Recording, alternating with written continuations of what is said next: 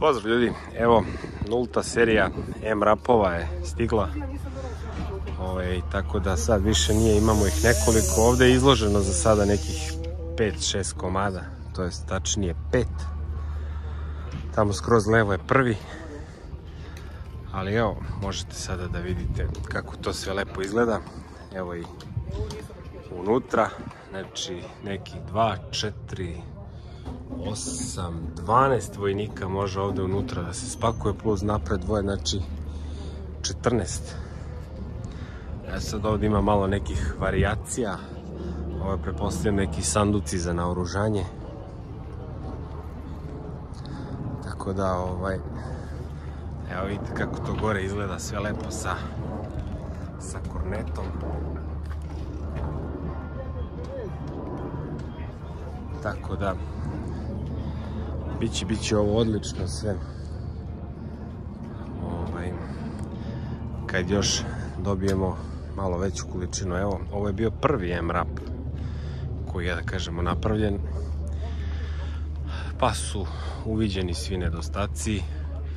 Znači, kao i na Lazaru, ukinute su ove mnogobrojne puškarnice, otvori koji mogu da dovedu do toga da strada vojska.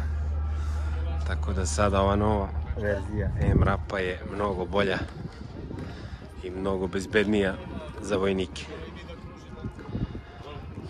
Ljudi, sad ćemo da se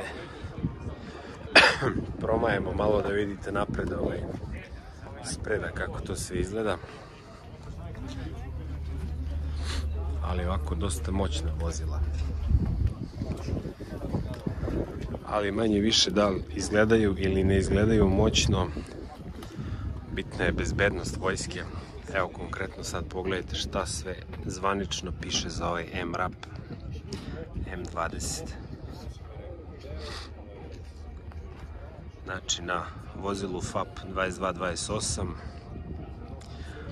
ukupno 12 članova, ali ja cenim da može da stane i 14. Tako da, evo možete da vidite da će M-rapovi imati kornete i svašta nešto lepo će nositi na sebi. Naravno, to sve pravi zastava Tervo. Tako da, samo da je vojska bezbedna, to je najbitnije.